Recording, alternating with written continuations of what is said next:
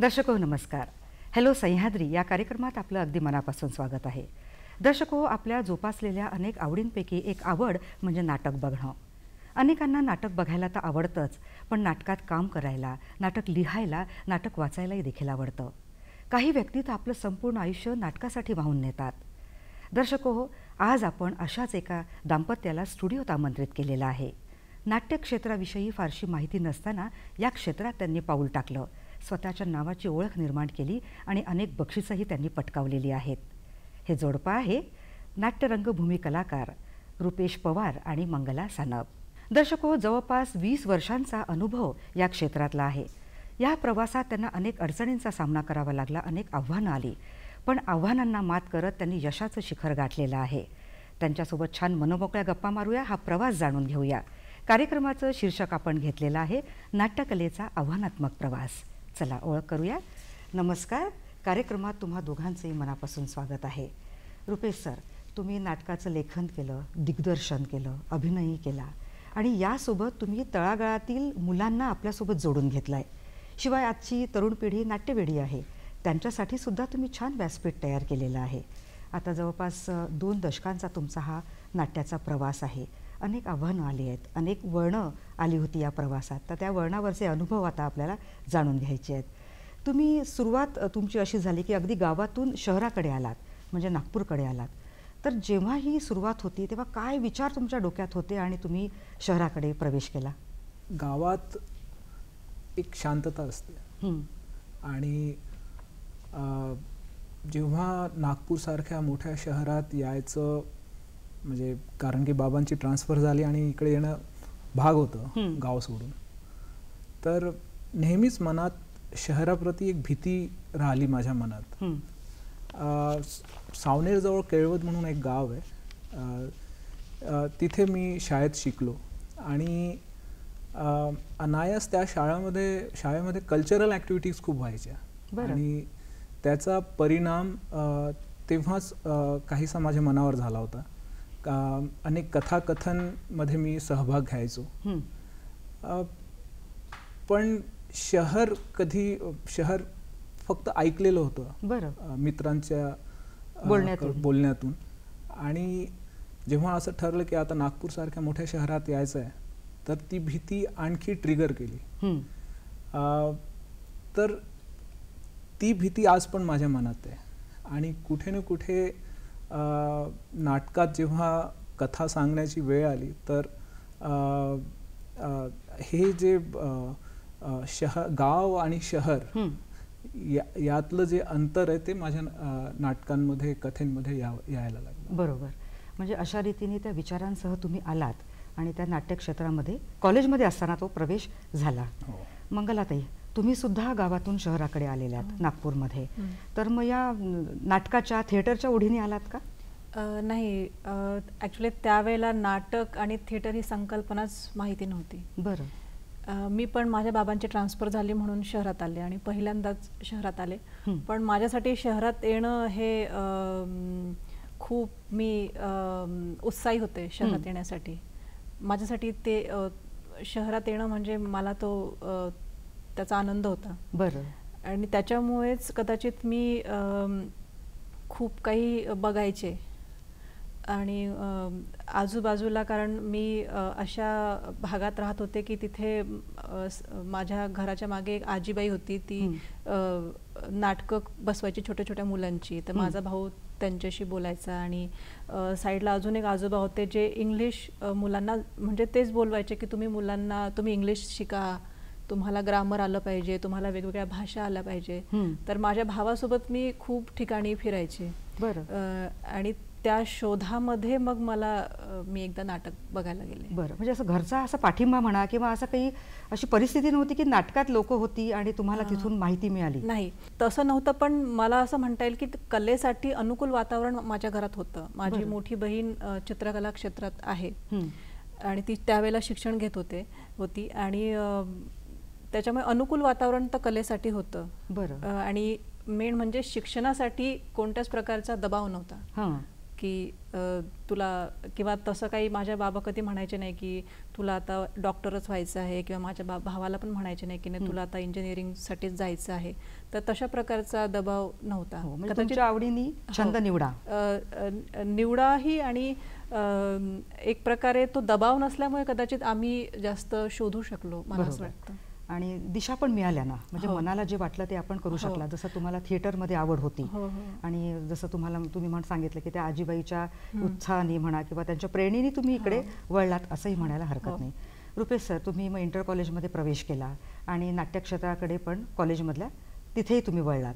अनेक जण अभिनयापासून सुरुवात करतात, पण तुमचं लिखाणाकडे जास्त कल होता, याचं काय कारण? जसं मंगलनी म्हटलं की आम्ही शहरात आलो तर फक्त आमचा एक शोध होता की शोध घेणे. तर त्या प्रोसेसमध्ये पुस्तकं वाचण्यात आली आणि पुस्तकातनं कथेपर्यंत पोहोचलो. तर कथा लोकांपर्यंत पोहोचावी त्या उद्देशाने काम सुरू केलं होतं. ऑब्वियस आहे की थिएटर काय आहे बिलकुलच माहिती नव्हतं. त्यामुळे पहिला अप्रोच तर ॲक्टिंगच होता की असं वाटायचं ॲक्टिंगच थिएटर आहे. आणि जेव्हा माझ्या मित्रांनी मला विचारलं की थिएटर करतो काय, तर त्यांनी स्वप्नही दाखवलीत, तू खूप चांगला ॲक्टर होऊ शकतो, टी व्ही वगैरे मध्ये काम मिळेल. तर तितकंच मला थिएटर माहिती होतं. पण प्रोसेसमध्ये कळलं की थिएटर तर खूप व्हास्ट आहे, त्याच्यात खूप साऱ्या बाबी आहेत. लेखन आहे, दिग्दर्शन आहे, म्युझिक आहे, सेट आहे, लाईट आहे, सगळं काही आहे. आणि ॲक्टिंगपासनं जेव्हा सुरू केलं तर हळूहळू प्रत्येक जे आस्पेक्ट्स आहेत थिएटरचे ते इंट्रोड्यूस व्हायला लागले. त्यात लिखाण, कारण की सुरुवात कथा वाचनपासून झाली, स्टोरी रिडिंगपासून झाली. तर ॲक्टिंग टेक्निक माहीत नव्हतं, डिरेक्शन टेक्निक, क्राफ्ट माहिती नव्हता. पण कारण की स्टोरीज वाचल्या आहेत, काही नाटकं पण वाचली आहेत, तर त्याचा थोडाफार क्राफ्ट नॅचरली तो आला. तर त्याकडे पहिलं पाऊल माझं लिखाणाकडे गेलं. आणि ॲक्टिंग पण सोबत करत होतो. पण कित्येकदा अशी सिच्युएशन निर्माण व्हायची की नागपूरमध्ये थिएटर तो काळ खूपच स्ट्रगल करत होता नागपूरचं थिएटरच्या बाबतीत, नागपूर थिएटर. तर अपॉर्च्युनिटीज खूप कमी होत्या. म्हणजे मला कसंही करून थिएटर करायचं होतं, व्हॉट एव्हर, म्हणजे ॲक्टिंग असो, डिरेक्शन, रायटिंग. पण तो क्राफ्ट माहिती नव्हता डिरेक्शनचा आणि ॲक्टिंगसाठी अपॉर्च्युनिटी नव्हती.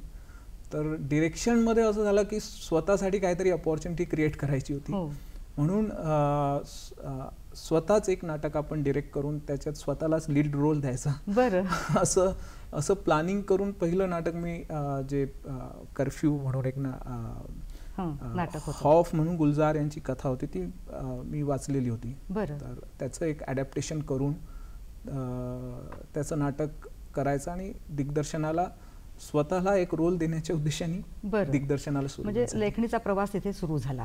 पण सर, वातावरण घरातलं अजिबात नाट्यविषयीचं नव्हतं, म्हणजे अगदी शून्यातून तुमचा हा प्रवास होता. मग जेव्हा या थिएटरकडे वळलात तुम्ही, किंवा आता करिअर पण याच्यातच करायचं, तर मनात असं भीती नाही निर्माण झाली की पुढच्या दृष्टीने कसं होईल? एक सेट आयुष्य आपण विचारात घेतो ना, आर्थिकदृष्ट्याही आपण तो विचार करतो.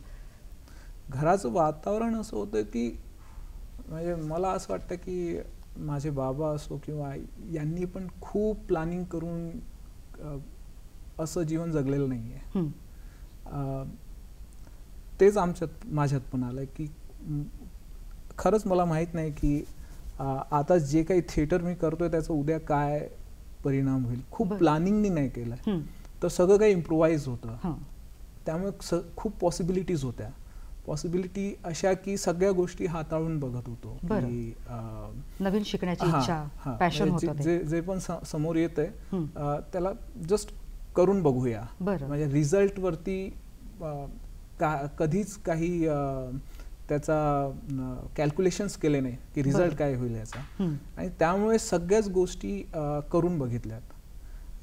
त्यातनं मग कळत गेलं की ॲप्रिशिएशन काय होतं की आपण करत राहतो प्रत्येक गोष्ट ट्राय करून कुठेतरी ॲप्रिशिएशन आपल्याला मिळतं की कोणीतरी म्हणतं की हे तू खूप छान केलंय. तर अनायास असं झालं की माझ्या लेखणीपेक्षा माझ्या ॲक्टिंगपेक्षा माझ्या डिरेक्शनला जास्त ॲप्रिशिएशन मिळायचं. तर ॲप्रिशिएशन तुम्हाला आणखी फोकस करतं, आणखी मोटिवेट करतं ते काम पुढे करायला. आणि मग मी प्रयत्न केला की डिरेक्शनचा क्राफ्ट समजून घ्यायचा. आणि त्यानुसार मी डिरेक्शनकडे हळूहळू फोकस केला. म्हणजे अशा रीतीने दिग्दर्शनाचा तो प्रवास सुरू झाला कॉलेजमध्ये असतानापासूनच. बरं मंगलाताई, तुम्ही शिक्षणासोबत थिएटरलाही जोडला गेला होता. पण काय असं पाहिलं, काय असा प्रसंग तुम्ही बघितला की तुम्हाला वाटलं नाही आता करिअर करेल तर या थिएटरमध्येच? जसं मी सांगितलं की मी खूप गोष्टी करून बघत होते. मी क्लासेस केले, मी इंग्लिश शिकण्याचा प्रयत्न केला. मी पण लायब्ररी जॉईन केली स्वतःहून 11वीला असताना, कारण की मला पण खूप वाचायचं होतं. आणि माझा भाऊ थिएटर सुरुवात तो केली होती, पण ते छोटे छोटे लहान मुलांसोबत तो मोठा होता, पण त्याने 1-2 लहान मुलांसोबतच त्याने नाटकं बसवली होती. आणि मी त्या प्रोसेसमध्ये होते, पण माझा तेवढा इतका फोकस नव्हता तेव्हा. पण मी रुपेशचंच मुंबई स्पिरिट नाटक बघितलं सायंटिफिकला. आणि मला वाटलं की हे काहीतरी असं आहे जे मला आवडतंय किंवा एक्सप्रेस होण्यासाठी कदाचित हे माध्यम माझ्यासाठी चांगलं राहील आणि मी कदाचित हे करू शकते, मला असं वाटलं. आणि पण त्याच्यानंतरही मी 1 वर्ष मला नाही वाटत मी रुपेशच्या ग्रुपशी माझा काही, कारण की माझा काहीच कोणाशीच कॉन्टॅक्ट नव्हता. मला माहिती नव्हतं की असा ग्रुपही असतो असंही मला माहीत नव्हतं. पण मी ते बघितलं, तेच मी नेहमी त्या गोष्टी बोलते की तो जो अंधार होतो नाटकाच्या अगोदर आणि जी बेल वाजते आणि जो लाईट येतो, ते माझ्यासाठी इतकं मेस्मराईज करण्यासारखं वातावरण होतं की मला वाटलं की हे काहीतरी आहे जे मी एकदा करून बघितलं पाहिजे. पण ते कसं केलं पाहिजे त्याचा रस्ता माझ्याकडे नव्हता. त्याच्यानंतर ते मग माझं सुरूच होतं, माझं पुस्तकं वाचणं वगैरे सुरू होतं. आणि मग 1 वर्षानंतर मग मी कुठेतरी राष्ट्रीय भाषा परिवार भवनाकडे कशी तरी भटकली आणि ते जॉईन झालं. पण एक तो विचार मनात आला की नाही मला हे आवडतंय, आता या विचाराला पुढे न्यायला पाहिजे, या विचाराने तुम्ही पुढे गेलात. रुपेश सर, तुम्ही मगाशी कर्फ्यू नाटकाचा विषय काढला आणि कॉलेजमध्ये असतानाचं त्या नाटकाचं लिखाण होतं आणि डिरेक्शनसुद्धा तुम्ही त्या नाटकाचं केलेलं आणि त्या नाटकाला सकाळ करंडक पारितोषिक मिळालं.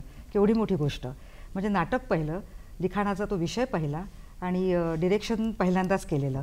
तर काय कथा होती आणि कशी ती कथा प्रेक्षकांना अगदी खिळवून ठेवणारी होती? ॲक्च्युली आपण कोणतंही नाटक निवडताना, ते माझं पहिलं नाटक होतं जे मी प्रेझेंट करणार होतो ॲज अ डिरेक्टर. तर स्टोरीज तर खूप वाचल्या आहेत, पण या स्टोरीवर आपल्याला काम करायचं आहे ते डिसाईड करणे खूप कठीण काम असतं. कारण की जर आपण एखादी स्टोरी फायनल केली तर जवळपास आपण त्याला आपलं पूर्ण 1 वर्ष, आपल्या जीवनाचं पूर्ण 1 वर्ष त्या स्टोरीला देणार असतो.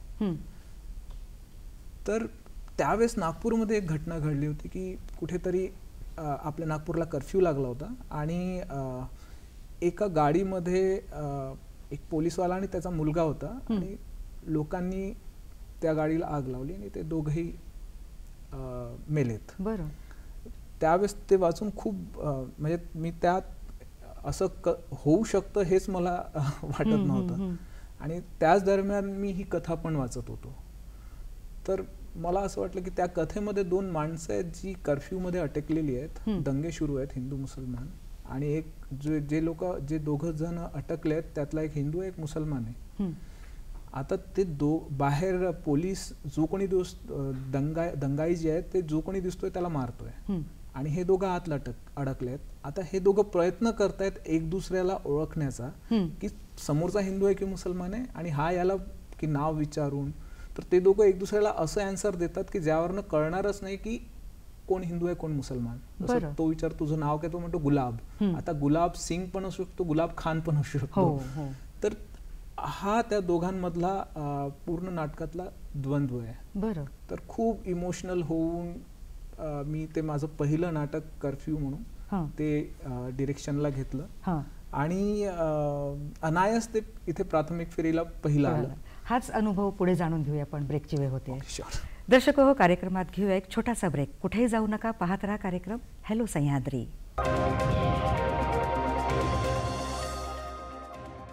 दर्शको, या छोट्याशा ब्रेकनंतर हॅलो सह्याद्री कार्यक्रमात पुन्हा एकदा आपलं मनापासून स्वागत. नाट्य रंगभूमी कलाकार रुपेश सर आणि मंगलाताई आपल्यासोबत आहेत. ब्रेकवर जाण्याआधी रुपेश सरांशी आपण बोलत होतो.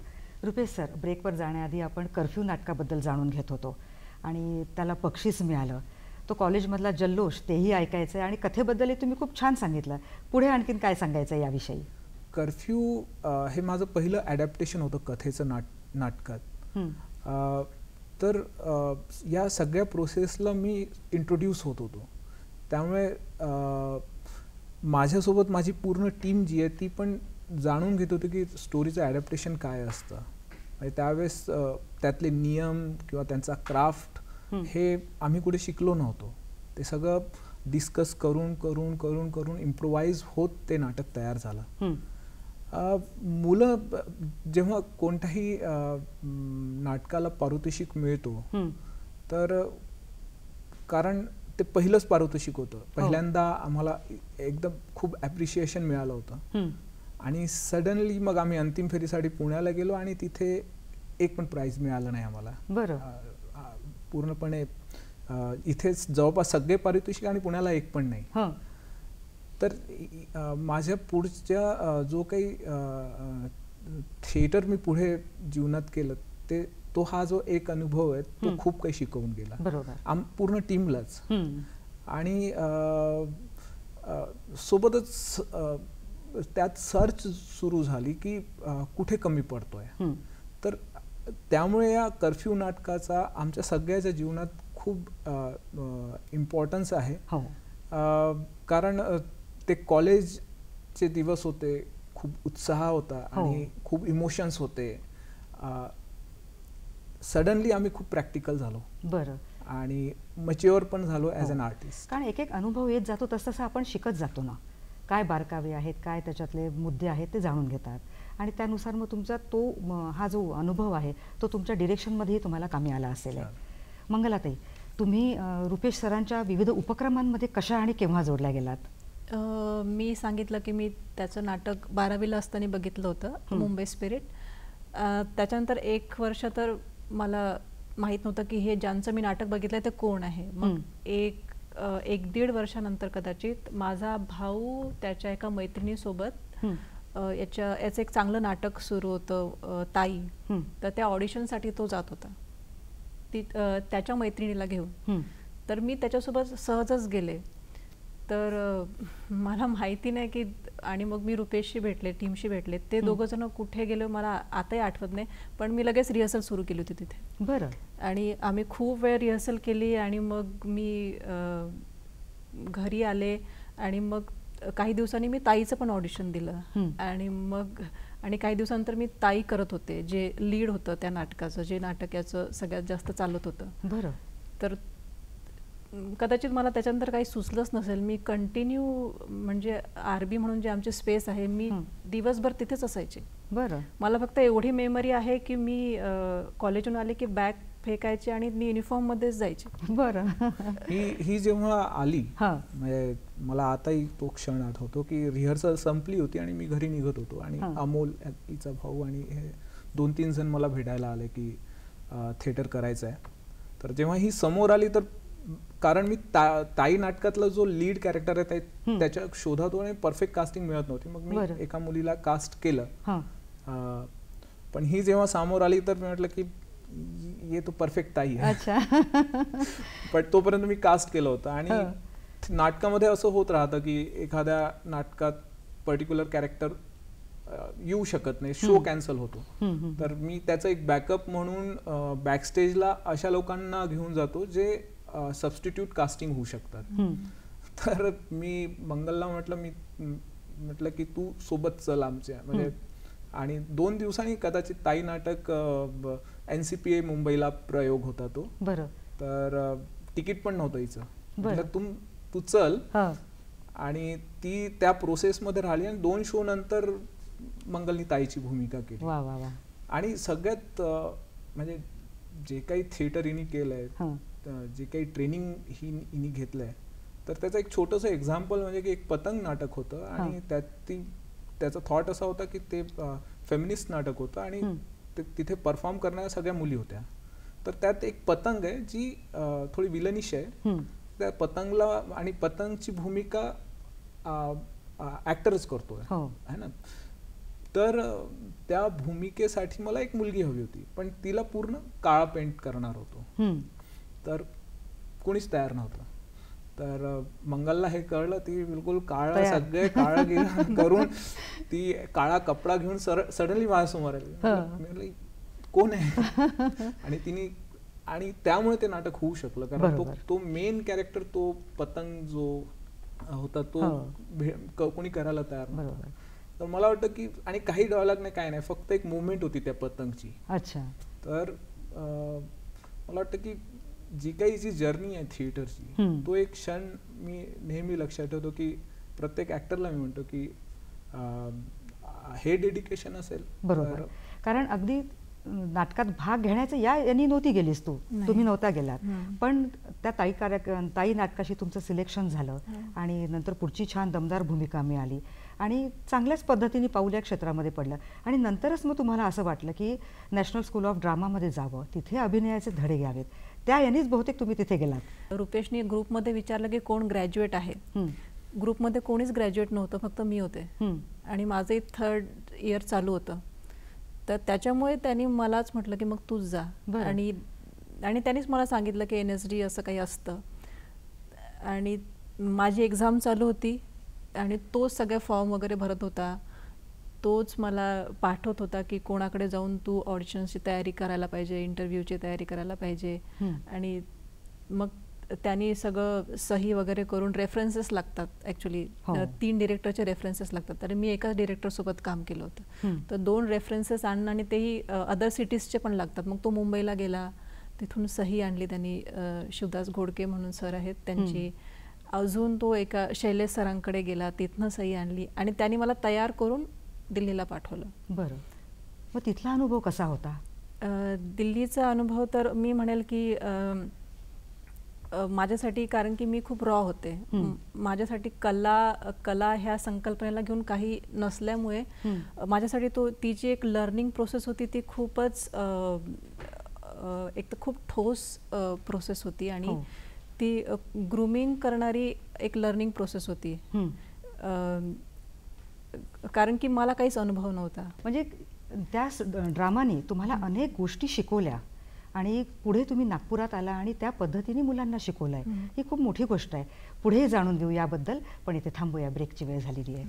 नाट्यनिर्मितीच्या सर्व पैलूंना समर्पित हे जोडपं आज आपल्या स्टुडिओत उपस्थित आहे. या जोडप्याचा नाट्याचा प्रवास पुढे जाणून घेऊया, पण इथे थांबूया, घेऊया एक छोटासा ब्रेक. भेटूया लगेचच.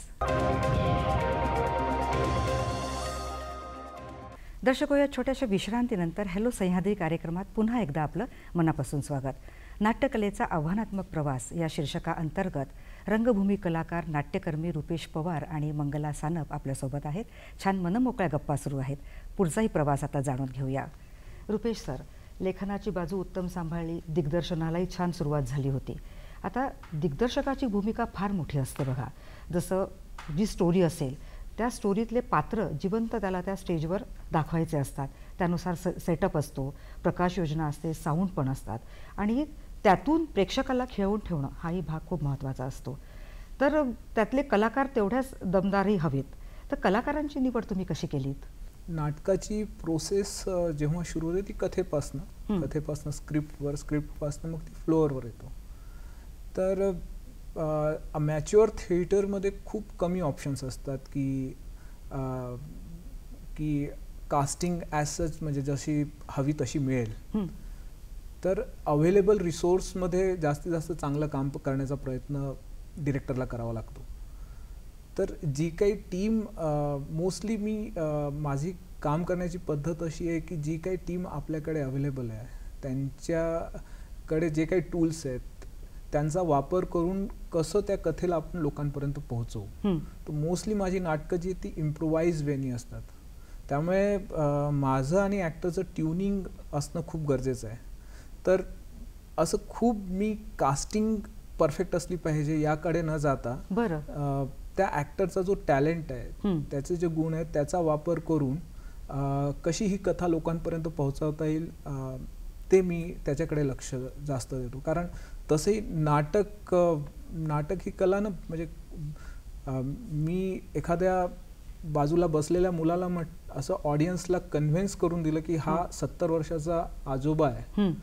तर थिएटर ही हा फ्रीडम देतो की ऑडियन्स आपल्याने इमॅजिन करते की नाही हा 70 वर्षाचा बुढा आहे, वयस्कर माणूस आहे. आणि इट्स अप टू ॲक्टर की तो कसा तिथपर्यंत पोहोचवतो. तर कास्टिंगमध्ये मी खूप रिअलिस्टिक कास्टिंगमध्ये कधी गेलो नाही. तर ॲक्टरसोबत कम्युनिकेट करून त्याला स्टोरीमध्ये इन्व्हॉल्व करून, असं नाही की त्याला स्क्रिप्ट दिली आणि तो नाटक करतोय.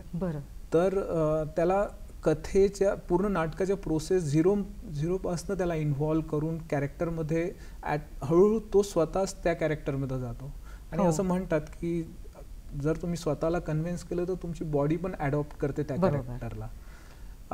आणि हे सगळं पटवून देणं त्या कॅरेक्टरला, त्या अभिनय करणाऱ्या व्यक्तीला. म्हणजे जर ॲक्टरला प्रोसेसमध्ये इन्व्हॉल्व केलं तुम्ही तर खूप कमी इन्स्ट्रक्शन्स ॲक्टरला द्यावं लागतात.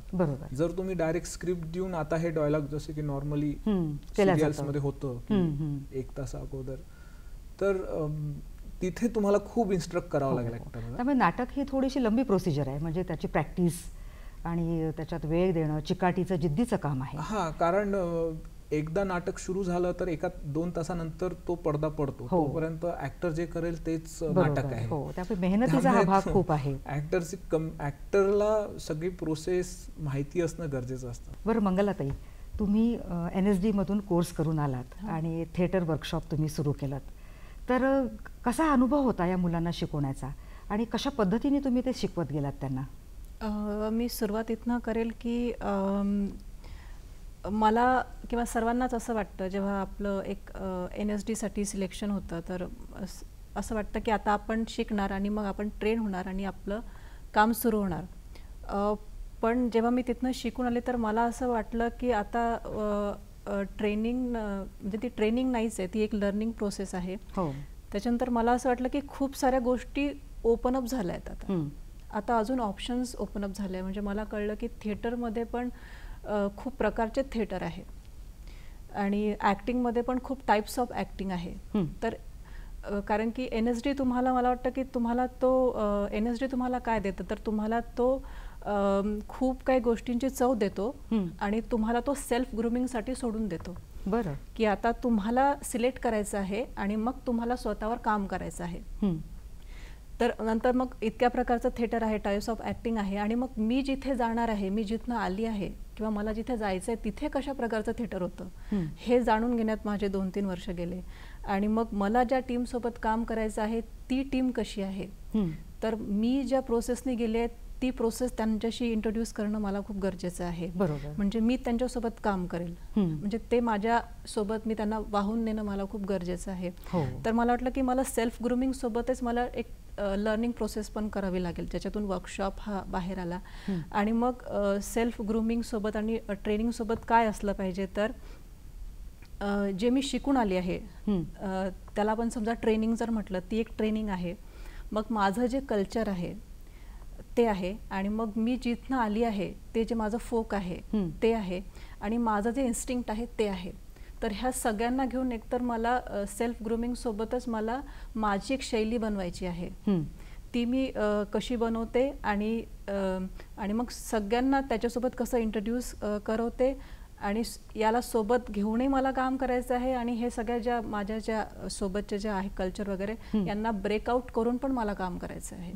म्हणजे मला माझा रस्ता कळेल. हो, माझ्यासाठी अडचण फक्त ही होती की मला सोबतच दोन्ही गोष्टी करायच्या होत्या. मला स्वतःवरती काम करायचं होतं आणि मला बाकी लोकांनाही त्या लर्निंग प्रोसेसमध्ये न्यायचं होतं. मग सुरुवातीला आम्ही असं केलं की मी एकटी कदाचित पुरेशी नाही पडणार, तर रुपेश आणि मग मी माझ्या बॅचमेट्समधनं काही लोकांना बोलवायला लागले, NSD जे आहे सिनियर्समधनं बोलवायला लागले. आम्ही 2-3 लोक मिळून मग वर्कशॉप्स घ्यायला लागलो. आणि कारण की काही कोणता ऍक्टर असा असतो ज्याला फिजिकल ऍक्टिंगमध्ये तो जास्त चांगला असतो, कोणता असतो तो रिअलिस्टिकमध्ये चांगलं काम करतो. आणि थिएटर, जर तुम्हाला थिएटर वर्कशॉप घ्यायचं तर तुम्हाला सगळं देता पण आलं पाहिजे. तर मग अशा प्रकारे आम्ही वर्कशॉप सुरू केला. बरोबर. आणि आजच्या कलाकाराला सगळ्या गोष्टी जमणंही गरजेचं आहे, त्यामुळे शिकायला हरकत नाही. बरं, आता थोडं दोघांनाही असा एक प्रश्न आहे की एकत्र दोघांनी काम केलं तुम्ही आणि स्वभाव आवडले आणि लग्नबंधनात अडकले. बरं, आता एकाच प्रोफेशनचे दोघं, मग काही निर्णय घेताना तू-तू-मैं-मैं झाली का? मला असं वाटतं की आमच्या दोघांचे इंटरेस्ट वेगळे आहेत. थिएटर जरी करत असलो तरी आमचे इंटरेस्ट थिएटरमध्ये पण वेगळे आहेत. आणि एक नाटक जरी आम्ही करत असलो तर ते आपोआपच आमची कामं पण वेगवेगळे होऊन जातात. तर तू-तू-मैं-मैं खूपच कमी होतं. वा वा, चांगली गोष्ट आहे. बाकी तो सांगेल. रुपेश सर, काय सांगताय तुम्ही? मंगल ट्रेंड ॲक्टर आहे आणि मी असं धडपड करत शिकलेलो आहे. बरं. तर तो एक विषय जिथे कारण मी माझ्या नाटकांमध्ये खूप मेलोड्रामा असतो, खूप इमोशनली मी त्या नाटकाकडे बघतो. जेव्हा की कारण मंगलनी वर्ल्ड थिएटर बघितलंय, तिने वर्ल्ड थिएटर वाचलंय, कमी वेळ, माझ्यापेक्षा अनुभव तिचा थिएटरचा कमी आहे, पण त्या कमी वेळात तिने खूप काही बघितलं, खूप काही केलं. जेव्हा की मी नागपूरमध्ये छोट्याशा शहरात हळूहळू वर्षातनं 1-2 नाटकं असं करत करत इथपर्यंत पोहोचलो. तर तो एक मला असं वाटतं की तिथे मी त्यामुळे माझं थिएटर आणखी बेटर झालं. कारण तिचा एक्सपिरियन्स तो आणि तिचा प्रोफेशनल अप्रोच, माझा काही झालं तर मी अमॅच्युअर आहे आणि ते थिएटर करे थोडा माझा असा अप्रोच आहे. तर या सगळ्याचा पूर्ण ग्रुपलाच खूप हेल्प फायदा झाला. आणि कसं नवरा बायकोचं नातं कसं संत्र्याच्या फोडीसारखं हवं, आंबट गोड. म्हणजे तू-तू-मैं-मैं व्हायला पाहिजे आणि प्रेमही फुलायला पाहिजे. आणि तुम्ही एकमेकांकडून शिकलाही भरपूर ना, एकमेकांच्या कलागुणांचा आदर केला, म्हणूनच हा प्रवास इतका छान सुरू आहे. पुढेही जाणून घेऊ हा प्रवास, पण इथे थांबूया. दर्शको, घेऊया कार्यक्रमात एक छोटीशी विश्रांती. भेटूया लगेचच. दर्शको, या छोट्याशा विश्रांतीनंतर कार्यक्रमात पुन्हा एकदा आपलं मनापासून स्वागत आहे. तुमचा हा नाटकाचा प्रवास सुरू होता, अभिनयाचाही प्रवास तुमचा छान सुरू होता. तुम्ही TV सिरियल्स देखील केलेल्या आहात आणि अनेक रुपेरी पडद्यावर झळकण्याची सुद्धा इच्छा होती. ॲड्ससुद्धा तुम्ही केलेल्या आहात.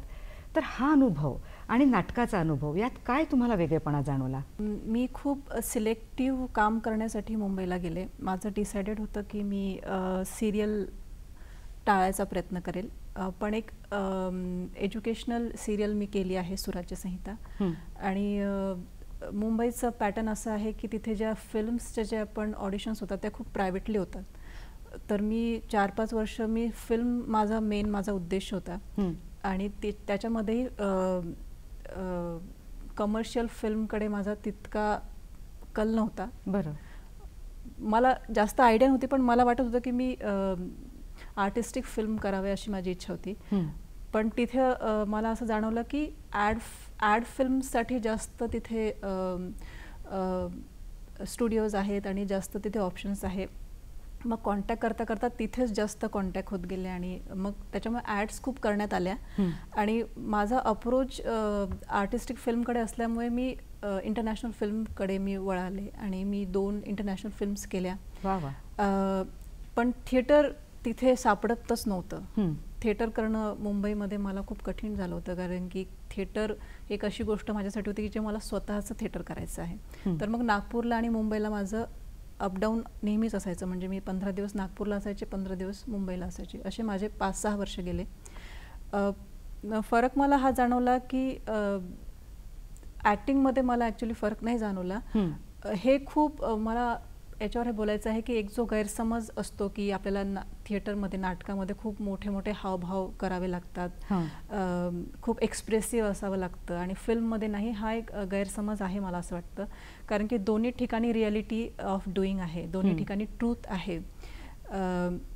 त्याच्यामुळे आणि समजा जर आपण या गोष्टीला जर सत्य मानलं की थिएटरमध्ये खूप शरीराचा आणि हावभाव करावे लागतात, तर मग जर तुमच्या शरीरामध्ये जर ते हावभावामध्ये ट्रूथ नसेल तर ते डोळ्यामध्ये येणार नाही, आणि डोळ्यामध्ये येणार नाही तर ते तुमच्या शरीरामध्ये पण येणार नाही. मग ते नकली हावभाव वाटतील आणि फिल्ममध्ये असं होईल की तुमच्या बॉडीमध्ये नसेल तर तुमच्या डोळ्यांमध्ये सुद्धा ते हावभाव येणार नाही. त्याच्यामुळे तो डिफरन्स असूच शकत नाही ॲक्टिंगमध्ये. एक असा डिफरन्स थोडा असू शकतो की थिएटर हे थोडं जास्त ॲक्टरचं माध्यम आहे आणि फिल्म हे डिरेक्टरचं माध्यम आहे, असं मला वाटतं. खूप छान सांगितलं तुम्ही. बरं रुपेश सर, तुम्ही रंगभूमीवर अनेक उपक्रमांची सुरुवात केली आणि अनेक उपक्रम राबवले, जसं आता अक्कड बक्कड थिएटर फेस्टिवल आहे, शुभास्ते पंथाना आहे, नंतर शालेय रंगमंच आहे, आणि हे सगळं राबवताना त्यामागे एक ठोस कारण असायचं की नाही, मला यातून कोणाला मदत करायची आहे. तर जसं आता एक विनायक कराडे नाट्य महोत्सव होता, तर त्याचा काय उद्देश होता हे स्थापन करण्यामागे? ॲक्च्युली जितक्याही थिएटर ॲक्टिव्हिटी आम्ही चालवतोय, म्हणजे नाटक लिहिणे, डिरेक्ट करणे, ही तर एक प्रोसेस आहे ज्यासाठी आम्ही थिएटर करतोय, थिएटर जॉईन झालोय, ती ही प्रोसेस आहे. पण काहीतरी परतफेड व्हावी म्हणून काही थिएटर ॲक्टिव्हिटी आम्ही प्लॅन केल्या, आणि सगळ्या थिएटर ॲक्टिव्हिटी जितक्याही आहेत आमच्या, त्या आम्ही जे प्रॉब्लेम आम्ही फेस करत होतो त्यातनं ती थिएटर ॲक्टिव्हिटी निघायची. जसं फर्स्ट बेल ऑन स्टेज आहे, तर एक प्लॅटफॉर्म तयार करायचं होतं की जिथे कुणालाही कुणीही डिरेक्टर आणि रायटर आले म्हटलं की मला माझं नाटक ऑन स्टेज करायचं आहे, तर बेसिकली कोणी पहिल्यांदा लिहिणारा, डिरेक्ट करणारा कोणी एवढं रिस्क घेणार नाही की त्याचा प्रयोग लावा. सो दॅट एक अशी ॲक्टिव्हिटी ज्याची पहिली कंडिशनच असेल की ते तुमचं पहिलं नाटक असलं पाहिजे. तर फर्स्ट बेल ऑन स्टेज सुरू केलं. त्यात जवळपास म्हणजे महिन्याला 9 नाटकं व्हायची आणि 100 ते 150 मुलं त्यात पार्टिसिपेट करत होते त्यावेळेस त्या फर्स्ट बेल ऑन स्टेजमध्ये. त्याच प्रकारे एक प्रॉब्लेम जो तेव्हाही होता, आताही आहे, की आपल्याला देशात काय थिएटर सुरू आहे हे कधी कळतच नाही. म्हणजे बंगालमध्ये काय थिएटर सुरू आहे, स्टेट्समध्ये काय थिएटर सुरू आहे कळत, म्हणजे ती अपॉर्च्युनिटी आपल्याकडे मुलांकडे नाही आहे की ते दिल्लीला जाऊन, मुंबईला जाऊन नाटकं बघतील. तर पूर्ण महाराष्ट्रातली नाटकं येतात, मराठी कमर्शियल नाटकं येतात, पण देशातली किंवा नॉर्थमध्ये काय थिएटर सुरू आहे, केरळमध्ये काय थिएटर सुरू आहे, सो दॅट एक राष्ट्रीय नाट्य महोत्सव नागपूरमध्ये व्हावा त्यासाठी काही प्रयत्न केले, काही लोक सोबत जुळलेत, आणि विनायक कराडे त्यांच्या नावाने आम्ही इथे एक नाट्य महोत्सव सुरू केला. म्हणजे लोकांना तुम्ही व्यासपीठ मिळवून देताय? हो, म्हणजे ॲक्च्युली कलकत्तामधला ग्रुप, फक्त नागपूर शहर नाही तर कलकत्त्यामधला ग्रुप इथे येऊन परफॉर्म करतो, तर त्या आपल्या मुलांना बघायला मिळतं की अच्छा तिथे असं थिएटर होत आहे का, हा फॉर्म ते वापरतायत का, आपण काय एक्सपेरिमेंट करतोय, ते काय एक्सपेरिमेंट करतायत, त्यांच्या थिएटरमध्ये काय नवीन आहे. तर या सगळ्या गोष्टीमुळे जी ग्रूमिंग प्रोसेस आहे, जसं मी म्हटलं मंगल जेव्हा आली तर तिथलं सगळं काही तिचं नॉलेज इथे तिने आमच्यासोबत शेअर केलं. तसाच एक छान तुमचा उपक्रम आहे शालेय रंगमंच, तर मंगलाताई खूप छान पद्धतीने त्याला सांभाळतात. तर कुठल्या प्रकारच्या मुलांना तिथे प्रवेश देता तुम्ही? शालेय रंगमंच आम्ही सुरू जो केला होता, आम्ही सगळ्या स्कूल्समध्ये आम्ही हे प्रपोजल घेऊन गेलो. आमचा एक्सपिरियन्स हा राहिला की स्कूल्समध्ये आम्ही जे प्रपोजल घेऊन जात होतो ते त्याला एक इव्हेंट्स म्हणून बघत होते. म्हणजे आपण अच्छा तुम्ही नाटक करा, मग त्याला आम्ही 26 जानेवारीला करून टाकू. पण आम्हाला ॲक्च्युली थिएटर मुलांच्या जीवनात आणायचं होतं. आम्हाला थिएटरच्या थ्रू त्यांना त्यांच्या शिक्षणामध्ये काय मदत होईल ते आम्हाला खूप छान. करायचं होतं. त्याच्यामुळे आम्ही आपोआपच NMCच्या स्कूल्सकडे गेलो. त्याच्यामागे मला असं वाटतं की एक इनडायरेक्टली असं आमचा थॉट होता की ज्यांना खरंच या प्रोसेसची गरज आहे, आपण त्याच मुलांसोबत तिकडेच जाऊया. तर ते आम्ही NMCच्या मुलांकडे गेलो आणि तिथे तर गेल्यावर आमचे मग उद्देश थोडे अजून बदलून गेले. कारण ते मुलं थोडे स्ट्रगल करत होते. म्हणजे त्या मुलांना माहित नाही की हा स्टेज, हे नाटक काय प्रकार आहे. एक्झॅक्टली. जेव्हा आम्ही तिथे 15 दिवसाचा वर्कशॉप आम्ही प्लॅन केलाय की त्यात आम्हाला शेवटचे 1.5 तास 1 तास मिळायचा त्या मुलांचा, तर लक्षात आलं की ते मुलं एक निरस्ता त्यांच्यात आहे. एक कशात पार्टिसिपेट करायला ते तयार नाही आहेत. आणि त्यामागे कारण मोबाईल पण असू शकतो, सोशली डिस्कनेक्ट पण आहे. सोशली डिस्कनेक्ट आहेत ते. त्या व्यतिरिक्त घरचा माहोल, त्या व्यतिरिक्त शाळेचा काहीसा माहोल, तर थिएटर तर एक आम्ही तर सिम्पली तिथे थिएटर इंट्रोड्यूस करायला गेलो होतो. पण त्या मुलांना त्या व्यतिरिक्त पण खूप काही काउन्सिलिंगची गरज होती. आणि आता अनेक मुलांना ओढ लागली असेल नाटकात भाग घेण्याची, स्पर्धेत भाग घेण्याची, आणि उत्साहाने त्यांचं काम असेल. पण अर्थात तुम्हाला ते शिकवणं अवघड टास्क झाला असेल, कारण नाटक हे एक थोडं जिद्द चिकाटीचं काम आहे, पेशन्सचं काम आहे. थोडं बहुत तुम्ही त्यांना करमणूक करून सुद्धा शिकवलं असेल. आणि आपण म्हणतो ना की जसं आता मैदानात खेळायला जायलाच हवं. मैदानी खेळ आपल्याला खूप काही शिकवून जातात, जे पुस्तकातले धडे शिकवत नाही. तसंच स्टेजवर आपण इतक्या गोष्टी शिकतो की जसं प्रत्यक्षात शिकू नाही शकत. त्यामुळे स्टेजवर जाणं, वावरणं, जे एक करेज आपल्यामध्ये येतं ते यामुळे येतं. आणि आपल्यासारखे असे धडाडीचे नाट्यकलावंत अशांना छान व्यासपीठ देतात. हाही एक खूप सुंदर तुमचा उपक्रम आहे. अक्कड बक्कड हाही एक खूप सुंदर तुमचा उपक्रम, आणि याच पद्धतीने ही अशी तुमची वाटचाल सुरू झालेली आहे. पुढे याबद्दल जाणून घेऊया, पण इथे थांबूया. दर्शको, कार्यक्रमात घेऊया एक छोटीशी विश्रांती. भेटूया या छोट्याशा विश्रांतीनंतर. दर्शको, या छोट्याशा ब्रेकनंतर हॅलो सह्याद्री कार्यक्रमात आपलं मनापासून स्वागत आहे. नाट्य क्षेत्रातील आव्हानाचा प्रवास या शीर्षकाअंतर्गत रुपेश पवार आणि मंगला सानप आपल्यासोबत आहेत, आणि जाता जाता महत्त्वपूर्ण मुद्दे त्यांच्याकडनं जाणून घेऊया. रुपेश सर, आता तुम्ही अनेक नाटकं लिहिलीत. ती किती नाटकं लिहिलीत, किती नाटकांचं दिग्दर्शन केलं, किती नाटकांचं नाट्यरूपांतरण केलं, हे जाणून घ्यायचं आहे आता आम्हाला. मी स्वलिखित नाटकं आय थिंक 5 ते 6 आहेत, आणि मोस्टली मी स्टोरीजचं ॲडॅप्टेशन केलं आहे. ती जवळपास 20-25 स्टोरीज मी ॲडॅप्ट केल्यात, आणि 40 एक नाटकं मी आतापर्यंत डिरेक्ट केली आहेत. वा वा, म्हणजे मोठा असा प्रदीर्घ असा 20 वर्षाचा जो प्रवास आहे, त्या प्रवासाचं चीज झालं आहे असं म्हणायला हरकत नाही. आणि आणखीन एक महत्त्वाचा उल्लेख करायचा राहून गेला. राज्य नाट्य स्पर्धेत आपलं एक नाटक प्रथम आलं होतं, आणि त्याबद्दलचा अनुभव सांगा ना, काय होता? राज्य नाट्य स्पर्धेचं अंतिम फेरी जिंकणे माझ्या मते प्रत्येक नाटककाराचं एक स्वप्नच असतो, प्रश्नच नाही. आणि जवळपास दरवर्षी ती स्पर्धा होते. 25-26 नाटकं त्यात पार्टिसिपेट करतात. फायनलमध्ये प्रत्येक शहरातनं नाटकं येतात. तर जवळपास नागपूरला 22 वर्षानंतर ते पारितोषिक मिळालं, आणि छान वाटतं की आपण फायनलमध्ये कुणी हे नाही म्हणत की तुमच्या संस्थेचं नाव काय आहे. सगळे म्हणतात की तुम्ही नागपूरची टीम आहात. तर नागपूरला, शहराला रिप्रेझेंट करणं खूप मोठी गोष्ट आहे. आणि त्यात ते पारितोषिक आणि मेहनतीचं चीज झालं ना, हे आमच्या नागपूरकरांसाठी खूप महत्त्वाचं आहे आणि अभिमानाची बाब आहे. आणि त्यामुळेच तुम्हाला एक छान जोश आला, आणि छान नवीन नाटकं लिहित गेलेत, आणि तुम्ही ते मंचावर उतरवता देखील. आता मंगलाताई, तुम्ही एक स्त्री म्हणून आहात, आणि घर संसाराची जबाबदारी सांभाळून हे काम केलेलं आहे. तर काय अडचणी आल्या तुम्हाला हे सगळं सांभाळताना? मला नेहमी वाटतं की जे काम आपण करतो, म्हणजे तो आपल्या जीवनाचा हिस्सा जर आहे, जर ते काम आपलं जीवन आहे, तर सगळ्या गोष्टी आपोआप जुळून येत असतात. म्हणजे आपण कोणत्या शेतकरी महिलेला किंवा कोणत्या शेतकरीला विचारत नाही की तुम्ही शेती सांभाळून कसं घर सांभाळता, कारण की ते त्याचा जीवनाचा भाग आहे.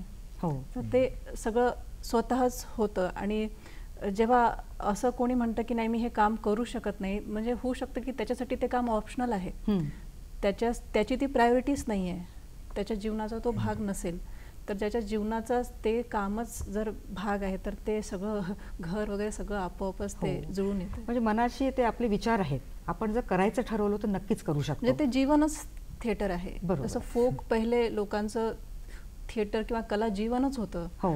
आता आपण कलेला पाहण्यासाठी घराच्या बाहेर जातो, तेव्हा त्यांच्या घरातच कला होती, त्यांच्या अंगणातच कला होती. आता ती आपल्यापासून दूर गेली आहे. जसं आता जंगल बघायला लोक बाहेर जात आहेत, हो, कला बघायलाही लोक बाहेरच जातात. हो. ते जीवनाचा भाग नाही राहिला. हो. मग या क्षेत्रात येणाऱ्या मुलींना, त्यांना ज्यांना करिअर करायचं आहे, त्यांना तुम्ही काय मार्गदर्शन कराल? मला वाटतं की या क्षेत्रामध्ये किंवा कोणत्याही क्षेत्रामध्ये फ्रीडम खूप महत्त्वाचं आहे, की आणि स्वतःला ओळखणं आणि तुमच्या फ्रीडमला ओळखणं खूप महत्त्वाचं आहे. आणि जेव्हा तुम्ही फ्रीडमला ओळखता आणि त्याचा तुम्ही उपयोग करता, तर तुम्हाला त्या जिम्मेदारीची जाणीव असणंही खूप गरजेची आहे. हो. तर तुम्ही त्या फ्रीडमनिशी जा, आणि पण तुम्ही जे दाखवतायत किंवा जे एक्सप्रेस करताय त्याची जिम्मेदारी तुम्हाला त्या जिम्मेदारीची जाणीव असली पाहिजे. हो. आणि इच्छा देते मार्ग. आपण जर ठरवलं की नाही करू शकतो, तर नक्कीच आपण ही गोष्ट करू शकतो. रुपेश सर, आता 20 वर्षापूर्वीचा तुमचा हा काळ आणि आत्ताचा बरंच तंत्रज्ञान प्रगत झालेलं आहे. तेव्हा काम करताना, आत्ता काम करताना किती फरक वाटतो, आणि सोपं झालं आहे का या तंत्रज्ञानाने दिग्दर्शनाची बाजू सांभाळणं? तंत्रज्ञानाचा म्हणजे टेक्निकल बाजू जी आहे त्याचा थिएटरमध्ये तेवढं इम्पॉर्टन्स नाही आहे जितकं फिल्म्स आणि सिरियल. कारण थिएटरमध्ये जे प्रेक्षक आहेत ते सरळ याला बघतात, ॲक्टरला बघतात. फिल्म सिरियलमध्ये कॅमेरा हा माध्यम असतो, कॅमेरा थ्रू बघतात. त्यामुळे जो कंटेंट आहे तो नेहमी जिंकतो थिएटरमध्ये. म्हणजे ट्रिक्स तिथे काम नाही करत. तर तंत्रज्ञान असं थिएटर करण्यासाठी कधी आडवं येत नाही. म्हणजे एक प्रेक्षक आणि एक ॲक्टर त्याच्यात नाटक होऊन जातं. पण हे आहे की म्हणजे असं, म्हणजे मंगल त्याच्यावर जास्त बेटर बोलू शकेल, की ही संकल्पना आहे की थिएटर ही कला ही सामान्य माणसाची मूलभूत गरज आहे. हो. आणि त्यामुळे ती सगळ्यांना अवेलेबल असली पाहिजे. हो. तर जे कमर्शियल वाला जो एक आस्पेक्ट आहे तो वगळण्यासाठी एक थर्ड थिएटर फॉर्म आहे जिथे रंगमंचाचीही गरज नाही. तुम्ही प्रेक्षक आणि तुम्ही बस एवढेच दोन पाहिजे. स्टेजसाठी पण नाटक थांबणार नाही. त्यामुळे टेक्निकल बाजू फक्त कॉम्पीट करतं जर आपल्याला काही वेगळ्या तऱ्हेने दाखवायचं आहे तर. अदरवाईज थिएटर थांबणार नाही कोणत्याही टेक्निकल कॉम्प्लिकेशन्समुळे. हो हो. मग आता असं इतकं लिखाण तुमचं झालेलं आहे, अनेक विषय तुम्ही हाताळले आहेत, पण असा काय आता भावी उपक्रम तुमच्या मनात आहे की नाही मला आता या विषयावर कथा लिहायची आहे आणि ती दमदारपणे नाटकाच्या रूपाने स्टेजवर आणायची आहे? एक आम्ही म्हणजे शालेय रंगमंच असो किंवा स्लम थिएटर फेस्टिवल असो, या दोन्ही आणि आम्ही काम सुरू केलं आहे मागच्या 3 वर्षापासून. Pushpak national school of drama जो टाय विंग आहे तिथून तो 1 वर्षाचं लहान मुलांसोबत कसं काम करायचं तो ते शिकून आलाय. तर आमचं बेसिक फोकस आता लहान मुलांच्या थिएटरवरती आहे. कारण एक्सपिरियन्स लर्निंग हा एक कॉन्सेप्ट आहे की अनुभव घेऊन शिकवणे. म्हणजे लहान मुलं जे आहेत, म्हणजे आपण जे काही शिकलो ते आपल्या 5 सेन्सेसमुळे शिकलो. 5 सेन्सेसमुळे जे काही आपण अनुभव घेतो ती आपली लर्निंग प्रोसेस आहे. पण सध्याच्या एज्युकेशन पॉलिसीमध्ये म्हणा किंवा शाळांमध्ये या 5 सेन्सेसचा वापर होत नाही. मोस्टली कित्येक शाळांमध्ये होत असेल, बट जेवढं आमच्या ऑब्झर्वेशनमध्ये आलं की बस रट्टा करो. थिएटरमध्ये सगळं काही आहे, स्कल्पचर, पेंटिंग, म्युझिक, तर सर्वांगीण सगळं काही समावित आहे थिएटरमध्ये. तर या अनुषंगाने तुम्हाला मग काही आणायचं आहे? आम्हाला असं वाटतं की थिएटर लहान मुलांना प्रॉपरली इंट्रोड्यूस व्हावा. तो पार्ट ऑफ द एज्युकेशन असला पाहिजे, म्हणजे कंपल्सरी असला पाहिजे, मला असं वाटतं. मग जाता जाता एका वाक्यात काय उत्तर द्याल की या रंगभूमीने तुम्हाला काय दिलं आयुष्यात? जगायचं कसं. वा वा वा. मंगलाताई, तुम्ही काय उत्तर द्याल? मला तर एक दृष्टिकोन दिला की मी कसं जे क्रिएशन झालं आहे त्याला एक बघण्याची एक सुंदर दृष्टी दिली आणि त्याचं मला रिक्रिएशन करून जे लोक ते बघू नाही शकत आहे ते मी कसं दाखवू शकते. छान, खूप छान विचार आहेत आणि या विचारांनीच तुमची अशी वाटचाल पुढे छान चालत राहणार आहे. नाटक म्हणजे एक मनोरंजनाचं माध्यम आहे, पण तो एक कलात्मक अनुभवसुद्धा आपल्याला देऊन जातो आणि समाजाशी जोडतो, आपल्याला सांस्कृतिक क्षेत्राशी सुद्धा आपल्याला जोडतो. एखादा संदेश जर आपल्याला समाजापुढे द्यायचा असेल तर नाटकाच्या रूपाने आपण तो नक्कीच देऊ शकतो आणि त्याचा लोक स्वीकारही करतात. तुमच्या दोघांच्या पुढच्याही वाटचालीसाठी खूप खूप शुभेच्छा. तर रुपेश पवार आणि मंगलाताई सानप, आपण इथे आलात आणि मनमोकळ्या गप्पा मारल्यात. दर्शकांच्या वतीनं आणि नागपूर दूरदर्शनच्या वतीने आपले आभार, धन्यवाद, नमस्कार. थँक्यू.